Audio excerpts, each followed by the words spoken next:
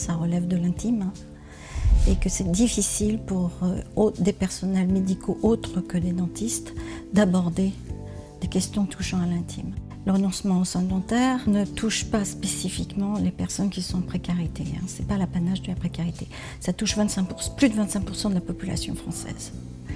Le renoncement aux soins dentaires, il est issu de plusieurs facteurs. Un qui est financier, bien sûr, ça vient à l'esprit de tout le monde, mais également la représentation de la maladie que chacun a, qui a une nature sociale et culturelle aussi, une culture générale, mais une culture familiale. Il y a également la capacité d'exprimer ses besoins. Tout le monde n'a pas la même capacité d'exprimer ses besoins. Et ensuite, le quatrième facteur, c'est d'avoir un accès à des soignants, accès à des structures de santé. Ces 4 facteurs font que la problématique de l'accès aux soins peut être très compliquée. Les assistantes sociales n'osent pas parler du dentaire alors qu'elles connaissent toutes les spécificités des couvertures sociales. Les dentistes ne sont pas au fait des couvertures sociales et des remboursements.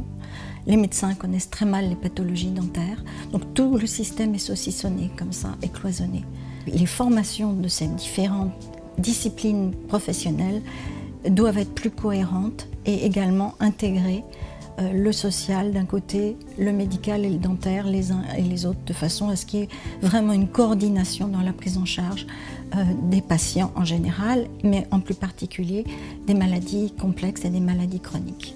Donc j'ai vraiment mis l'accent sur la problématique de la formation professionnelle. Je pense que les associations de patients, les associations de malades ont énormément de pouvoir. Et donc de s'allier avec les professionnels et ceux qui ont autorité dans la science, ça renforce ce pouvoir et ça permet de mettre sur la table des pouvoirs publics la nécessité criante de résoudre ces sujets.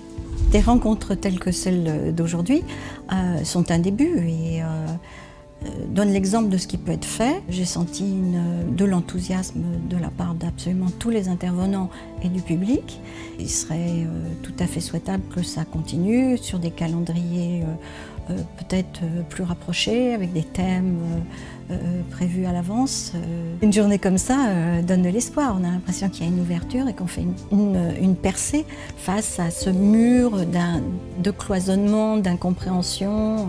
Il n'y a pas de mauvaise volonté, mais simplement le système est beaucoup trop complexe. Il faut le fluidifier.